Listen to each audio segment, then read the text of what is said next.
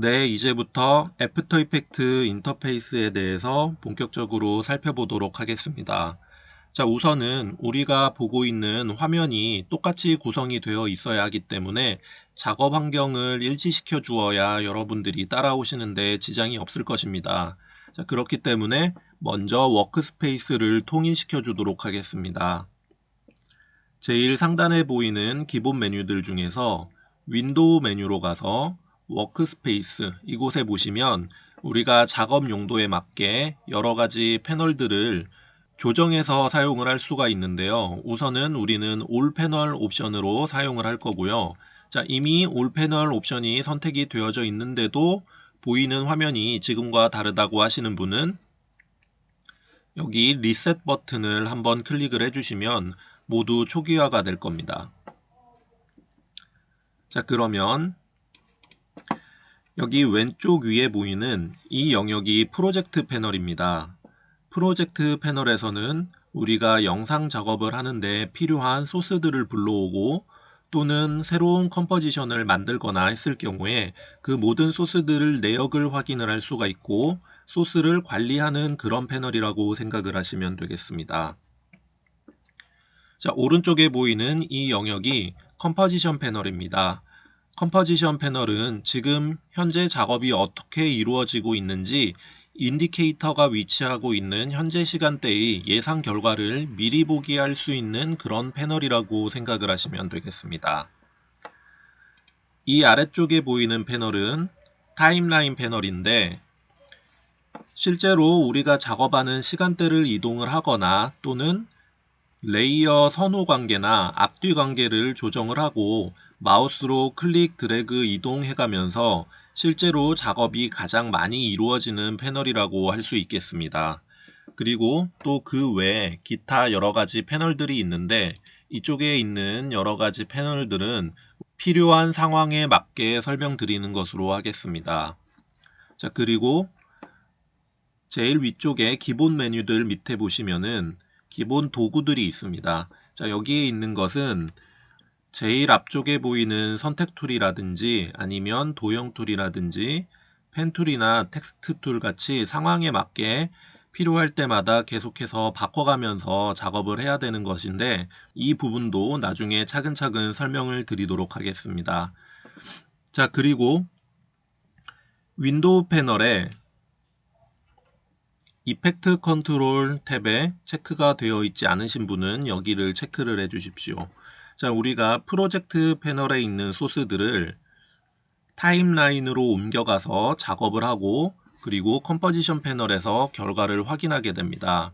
그리고 경우에 따라서는 기본 트랜스폼 속성들 외에도 각종 이펙트들을 적용을 하게 되는데 이펙트를 적용을 하게 되면은 그 이펙트를 컨트롤하는 탭이 바로 이곳입니다. 그래서 여기에서 여러가지 효과들을 우리가 조정을 할 수가 있고요.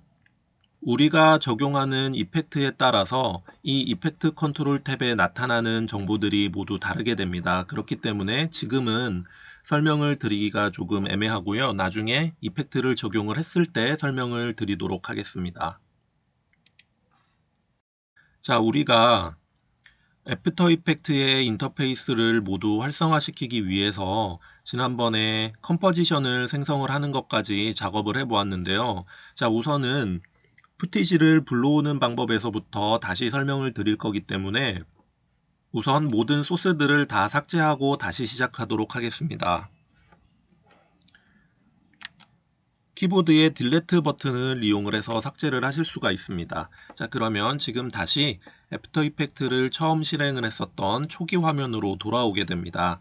자, 이제 우리가 푸티지 불러오는 방법 3가지 한번 알아보도록 하겠습니다. 자, 우선은 파일, 임포트로 가시면은 임포트 파일이 있습니다. 자, 단축키는 컨트롤 I고요. 여기에 있는 버튼을 클릭을 하시면 소스들을 불러올 수 있는 창이 하나 뜨게 됩니다. 그래서 우리가 선택을 한 파일들을 모두 프로젝트 패널로 불러올 수가 있고요. 자, 그리고 두 번째 방법으로는 비어있는 프로젝트 패널 공간에 더블 클릭을 하시면 아까와 같은 똑같은 임포트 파일 창을 열 수가 있습니다. 자, 여기서도 할 수 있고요. 그리고 이것보다 사실 가장 많이 사용을 하는 간편한 방법은 우리가 앞선 장에서도 보여드린 바 있는데 윈도우 탐색기에서 직접 소스를 선택을 해서 드래그해서 가지고 오는 방법입니다.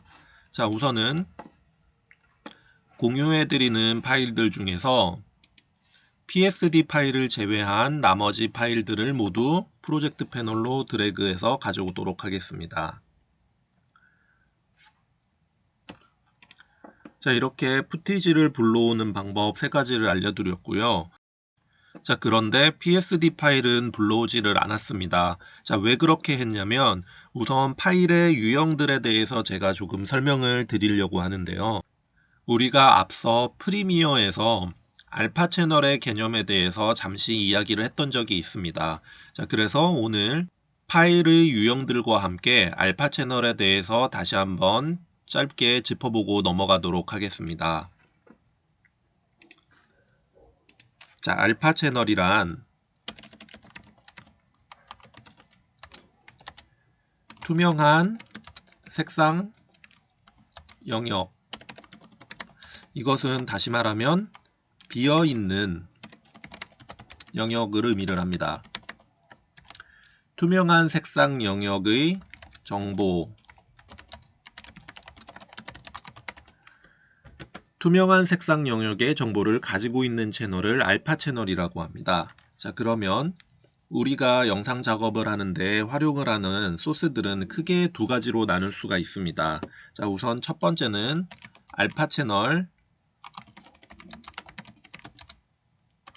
알파 채널을 포함한 파일들, 그리고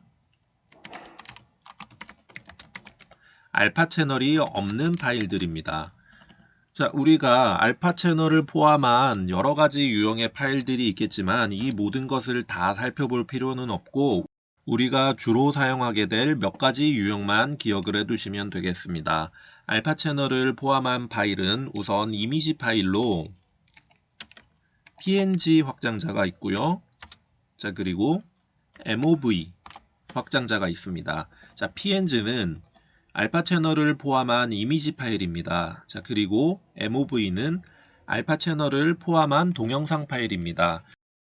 그리고 알파 채널이 없는 파일은 우리가 앞으로 자주 사용하게 될 소스들 중에서는 이미지 파일인 JPG 형태가 있을 것이고요. 그리고 동영상 형태인 mp4 형태가 있겠습니다. 우선은 알파 채널과 상관관계 이 정도만 이해를 하고 넘어가시면 될 것 같습니다.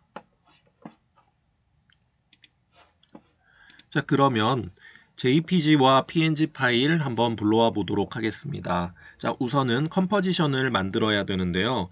지난 시간에 컴포지션 만드는 방법에 대해서 설명을 드렸습니다. 자, 이번에는 뮤비1.mp4 파일을 컴포지션 생성 아이콘 위에 바로 드래그 드랍해서 올려놓겠습니다. 자, 그러면 컴포지션이 자동으로 생성이 되었고요. 이제 우리가 불러온 푸티지들을 타임라인으로 가지고 가는 방법을 몇 가지 설명을 드리겠습니다. 우선 가장 많이 활용하는 방법으로는 소스를 직접 클릭 드래그해서 타임라인 우리가 원하는 레이어 위치에 드랍하는 것입니다. 자, 이렇게 하면은 타임라인에 소스가 들어옴과 동시에 해당 결과가 컴포지션 패널에서도 표시가 되고요. 자, 그리고 또 한 가지 방법은 또 다른 파일을 드래그해서 프로젝트 패널 안에 이미 생성이 되어져 있는 컴포지션 목록이 나오게 됩니다. 그 해당 목록 위로 드랍을 하시게 되면 역시 타임라인과 컴포지션 패널로 동시에 이동을 하게 됩니다. 자, 그리고 세 번째 방법은 푸티지를 클릭을 한 다음에 드래그, 이번에는 컴포지션 패널로 가지고 갑니다. 자, 그리고 이때는 우리가 마우스를 드랍하는 위치에 따라서 푸티지가 컴포지션에 들어가는 위치가 달라지게 됩니다. 자, 컨트롤 Z 한번 해보시고 다시 드래블,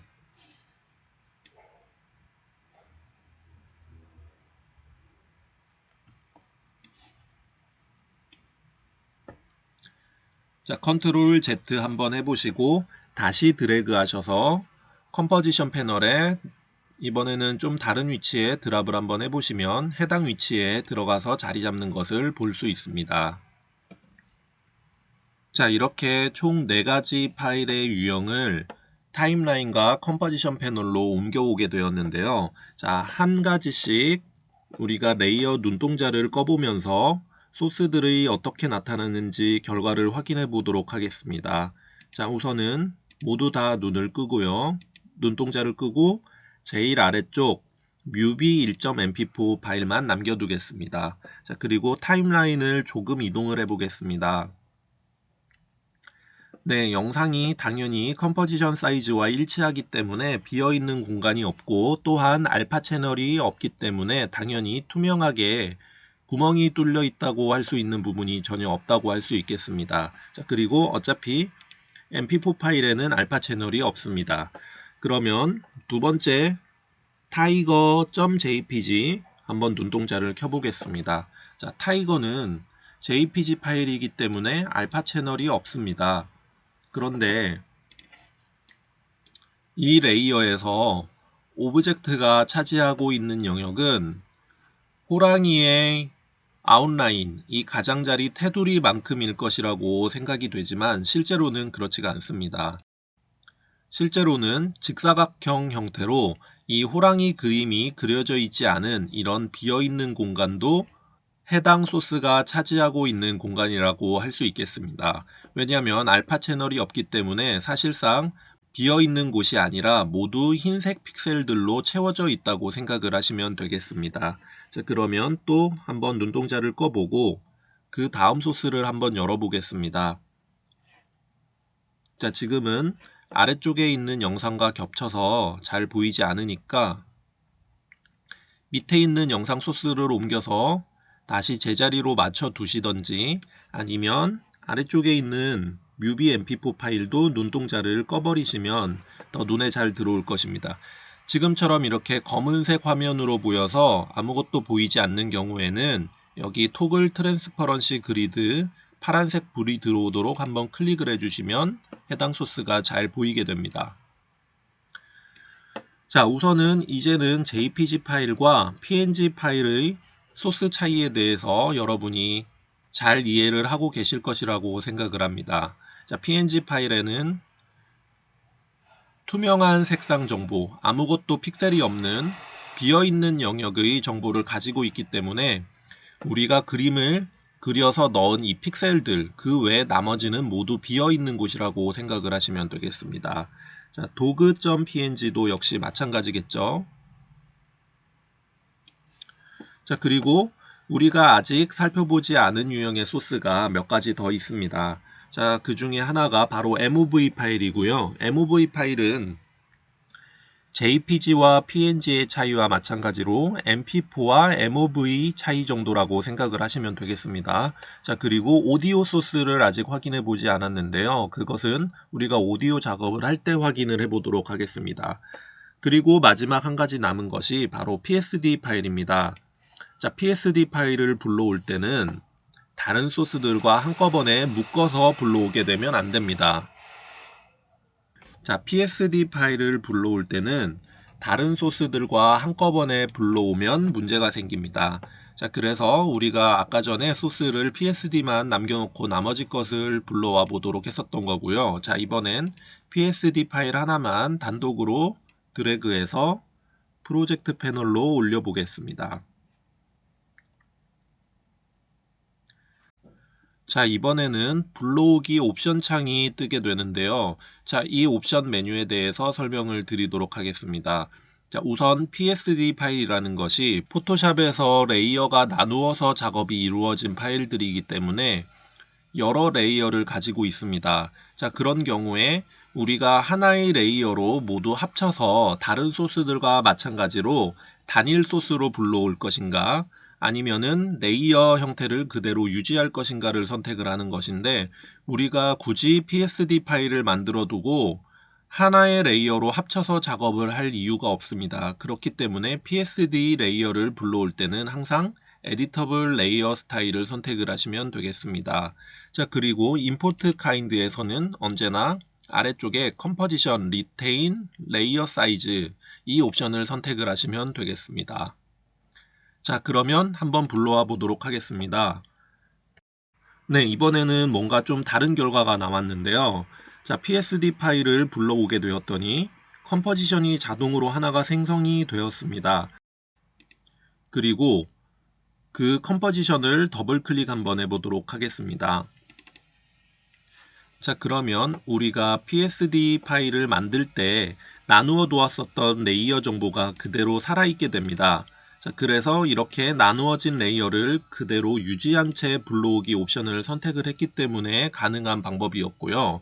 자, 여기에 사용된 레이어들, 레이어 0번, 1번, 2번 같은 경우에는 여기에 자동으로 생성이 된 폴더를 클릭을 해서 펼쳐보면은 해당 레이어가 모두 보존되고 있는 것을 확인할 수가 있습니다.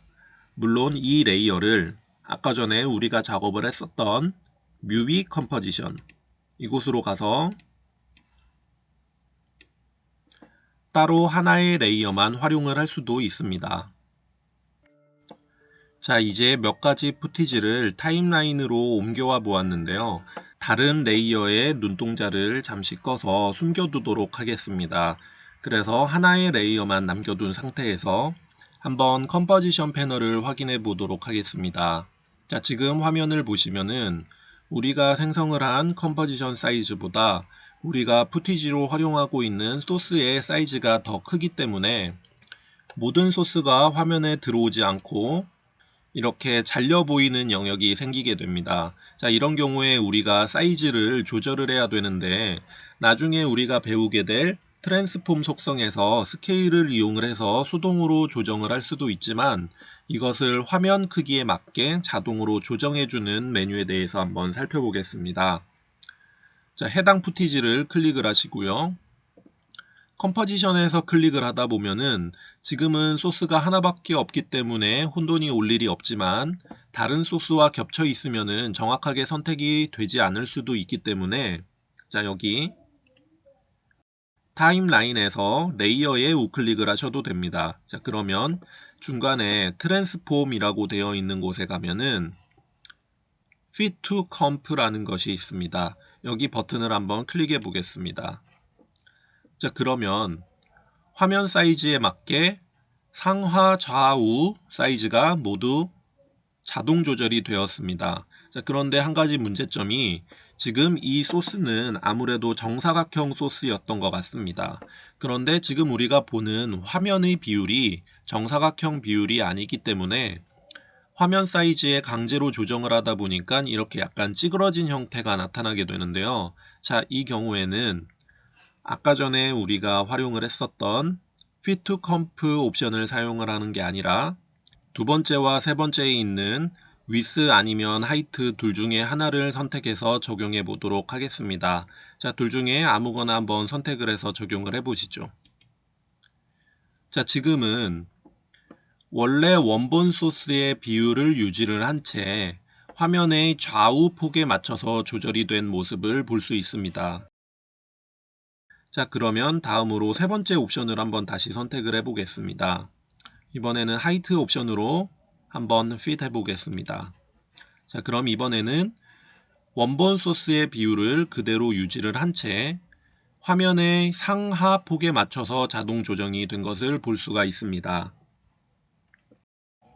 자, 이렇게 푸티지를 불러왔을 때 컴포지션의 사이즈와 일치하지 않아서 작업하기 곤란한 경우에는 먼저 화면 사이즈에 맞게 자동 조정을 해 주신 다음에 작업을 진행을 하시면 조금 더 수월하겠습니다.